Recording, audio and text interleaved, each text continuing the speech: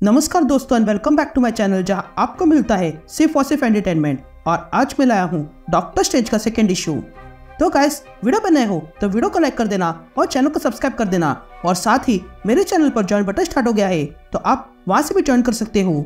और उसी के साथ अब आप मुझसे व्हाट्सएप पर भी जुड़ सकते हो, जिसका लिंक मैं आपको डिस्क्रिप्शन में दे दूंगा। तो यार, अब तक आपने देखा कि डॉक्टर स्ट्रेंज वापस जिंदा हो गया है और वो फिर से अपने काम पे लग गया है। लेकिन तभी डॉक्टर स्ट्रेंज को पता चलता है कि रेफ्यूजीज को पर्पल डायमेंशन में भेजा जा रहा है, इसलिए डॉक्टर स्ट्रेंज उन्हें रोकने आता है। लेकिन इस चक्कर में क्लिया एगमोंड को मारने की धमकी देती है और फिर उसके बाद अचानक से एगमोंड की हत्या हो जाती है। तो अब आगे।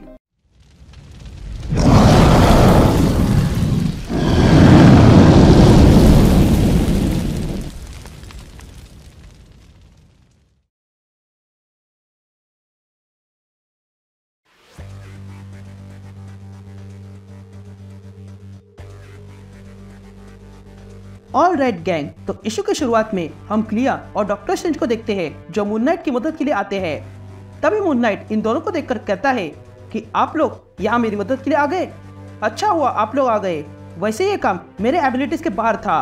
तभी क्लिया उस घर में जो हस्बैंड और वाइफ है उनसे बात करने लगती है। तो वही मून नाइट डॉक्टर स्ट्रेंज से कहता है कि मैं जानता हूँ तुम्हें मैं पसंद नहीं हूँ। जिस पर डॉक्टर स्ट्रेंज मून नाइट से कहता है कि हाँ, मैं जानता हूँ मिस्टर स्पेक्टर, और तुम मेरे वाइफ को पसंद हो। यह कहते हैं डॉक्टर स्ट्रेंज रूम के अंदर आता है और देखता है कि उस हस्बैंड वाइफ की बच्ची सोई हुई थी। तभी मून नाइट डॉक्टर स्ट्रेंज से कहता है कि उस बच्चे को जगाओ मत, क्योंकि इस पर कई चेकअप किए गए हैं पर कुछ भी असर नहीं हुआ, ये जागने का नाम ही नहीं ले रही है। तभी डॉक्टर स्ट्रेंज अपनी मैजिक का इस्तेमाल करता है और मून नाइट से कहता है कि बच्ची का कोई एस्ट्रल फॉर्म नहीं है और ये बच्ची जिस हालत में है उसे ठीक करना तुम्हारे बस में नहीं है। तभी डॉक्टर स्ट्रेंज अपनी मैजिक का इस्तेमाल करता है और फिर क्लिया का हाथ पकड़ता है और क्लिया से कहता है कि हम दोनों जानते हैं कि ये हरकत किसकी है। ये कहते ही क्लिया और स्ट्रेंज ध्यान में रख जाते हैं। लेकिन तभी क्लिया मून नाइट से कहती है कि हम जब तक यहाँ काम कर रहे हैं तब तक तुम्हें इस बच्ची के पेरेंट्स का ध्यान रखना होगा। जिस पर मिस्टर नाइट उन दोनों की रक्षा करने के लिए तैयार हो जाता है। ये कहते हैं डॉक्टर स्ट्रेंज और क्लिया नाइटमेयर के डायमेंशन में आ जाते हैं और देखते हैं कि उस डायमेंशन की हालत बहुत खराब हो चुकी थी। तभी ये देखकर डॉक्टर स्ट्रेंज कहता है कि यहाँ हुआ क्या है। जिस पर क्लिया कहती है कि कुछ टाइम पहले ये जगह बैटलफील्ड बन गई थी क्योंकि यहाँ पर जीन ग्रे आई हुई थी। मुझे वोंग ने बताया है कि नाइटमेयर ने एक्समैन से पंगा लिया था, जिसका नतीजा ये ऐसी जगह हो गई। तभी डॉक्टर स्ट्रेंज और क्लिया आगे बढ़ते हैं।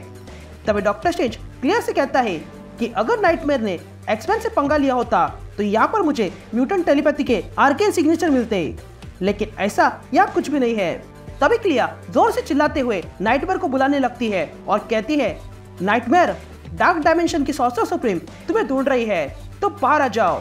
लेकिन तभी डॉक्टर स्ट्रेंज देखता है कि उसके पास से कोई चला गया था और तब डॉक्टर स्ट्रेंज और क्लिया के सामने फियर लॉर्ड्स आ जाते हैं। तभी वो फियर लॉर्ड्स कहते हैं कि तुम मूर्ख हो क्लिया, जो यहाँ लैंड ऑफ फियर लॉर्ड्स में आ गए हो, जहाँ पर सिर्फ और सिर्फ दर्द होता है। जिस पर क्लिया उस फियर लॉर्ड से कहती है कि मैं वॉरलॉर्ड हूँ और मुझे किसी का डर नहीं। जिस पर वो फियर लॉर्ड कहती है कि तुम मुझसे झूठ बोल रही हो, मैं जानती हूँ कि तुम किस चीज से डरती हो। मैं वो चीज हूँ जिससे तुम डरती हो, क्योंकि मैं तुम्हारी मॉन्स्टर हूँ। लेकिन तभी डॉक्टर स्ट्रेंज क्लिया को बचाने आता है, पर तब वो फियर लॉर्ड स्ट्रेंज से कहता है कि ऐसा करने की सोचना भी मत, क्योंकि तुम यहाँ कुछ भी नहीं कर सकते हो। यह कहते ही वो फियर लॉर्ड स्ट्रेंज पर अटैक करता है। इधर क्लिया को फियर लॉर्ड की बातें सुनकर गुस्सा आता है और वो कहती है कि नहीं, मैं ये नहीं मानूंगी। ये कहते हैं क्लिया खुद को उस फियर लॉर्ड से अलग करती है और स्ट्रेंज को बुलाती है। तभी स्ट्रेंज भी तुरंत क्लिया के पास आता है और तब वे दोनों मिलकर अपने आसपास शील्ड बनाते हैं और उस फियर लॉर्ड पर अटैक करते हैं। तभी स्ट्रेंज और क्लिया मिलकर उन दोनों फियर लॉर्ड्स को कमजोर कर देते हैं। तभी उन फियर लॉर्ड्स को देखकर डॉक्टर स्ट्रेंज कहता है कि ये तो फोबोवोरस है। जिस पर क्लिया कहती है कि हाँ, और ये दूसरों के डर पे जीते हैं। तभी वे फियर लॉर्ड्स डॉक्टर स्ट्रेंज से कहते हैं कि हमें माफ कर दो, हम तो सिर्फ अपने मालिक को बचा रहे थे क्योंकि उनके साथ कुछ हुआ है। जिस पर डॉक्टर स्ट्रेंज वो फियर लॉर्ड से पूछता है कि नाइटमेयर के साथ क्या हुआ। जिस पर वो फियर लॉर्ड कहते हैं कि आ जाओ दिखाते हैं। तभी डॉक्टर स्ट्रेंज और क्लिया नाइटमेयर के पैलेस पहुंच जाते हैं, जहां आते ही क्लिया और स्ट्रेंज कुछ देखते हैं और चौंक जाते हैं, क्योंकि उनके सामने नाइटमेयर को किसी ने लटका के रखा था। तभी नाइटमेयर डॉक्टर स्ट्रेंज से कहता है, स्ट्रेंज ऐसा मत करो, मैं तुम्हारे सामने भीख मांगता हूँ। तभी ये सुनकर क्लिया डॉक्टर स्ट्रेंज से पूछती है कि तुमने नाइटमेयर के साथ क्या किया, जिस पर नाइटमेयर डॉक्टर स्ट्रेंज से कहता है कि मैंने वही किया है जो तुमने कहा था स्ट्रेंज, मैंने बच्चों को छोड़ दिया है जैसा कि तुमने कहा था, तो प्लीज मुझे और सजा मत दो। तब ये सुनकर डॉक्टर स्ट्रेंज नाइटमेयर से कहता है कि मैंने तुमसे कहा था बच्चों को छोड़ने के लिए, अब ये क्या नया है। लेकिन तभी क्लिया नाइटमेयर को उस बच्चे की एस्ट्रल फॉर्म दिखाती है और कहती है कि इसे आजाद कर दो, जिस पर नाइटमेयर कहता है कि प्लीज स्ट्रेंज मुझे और टॉर्चर मत करो। यह सुनते ही क्लिया स्ट्रेंज से कहती है कि नाइटमेयर झूठ बोल रहा है, जिस पर स्ट्रेंज कहता है कि मुझे नहीं लगता, जरा देखो जो स्पीयर नाइटमेयर में लगे हैं उसे निकालना तुम्हारे और मेरे बस में नहीं है।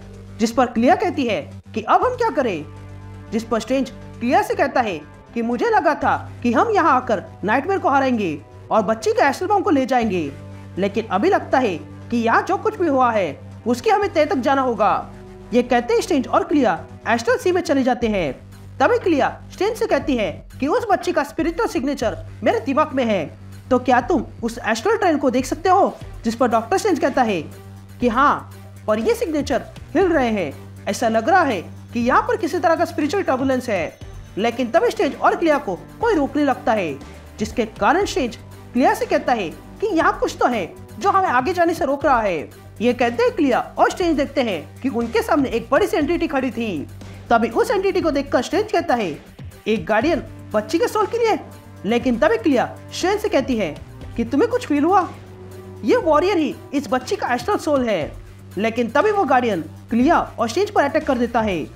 तभी क्लिया स्ट्रेंज से कहती है कि इस आर्मर को देखो, ये सोल की सिर्फ रक्षा ही नहीं कर रहा है बल्कि सोल इसमें कैद है। जिस पर स्ट्रेंज कहता है कि तुमने सही कहा, ये आर्मर एस्टोनिशिंग कॉम्प्लेक्सिटी का स्पेल है। जिस पर क्लिया स्ट्रेंज से पूछती है क्या तुम इसे ठीक कर सकते हो, जिस पर स्ट्रेंज कहता है कि हाँ, मैं ठीक कर सकता हूँ, लेकिन ऐसा करते समय मुझे प्रोटेक्शन की जरूरत होगी, तो क्या तुम मेरी रक्षा करोगी, जिस पर क्लिया हाँ कहती है। तभी स्ट्रेंज उस मैजिक को ठीक करने में लग जाता है, तो वही क्लिया स्ट्रेंज की रक्षा करने में लगती है। लेकिन तभी वो गार्डियन क्लिया पे अटैक करता है और क्लिया उसे मुंह तोड़ जवाब देती है, और तब डॉक्टर स्ट्रेंज फाइनली उस गार्डियन को खत्म करके बच्ची के एस्ट्रल फॉर्म को आजाद कर देता है।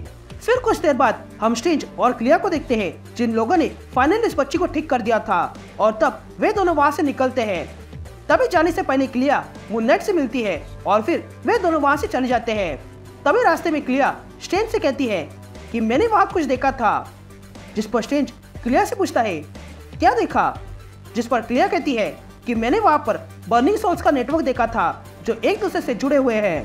तभी ये सुनकर स्ट्रेंज क्लिया से कहता है कि हमने उस बच्ची के सोल को आजाद किया है, पर वो तो सिर्फ इस बड़े से खेल का छोटा सा हिस्सा थी, और ऊपर से नाइटमेयर भी ये कह रहा था कि मैं इस सब का जिम्मेदार हूँ।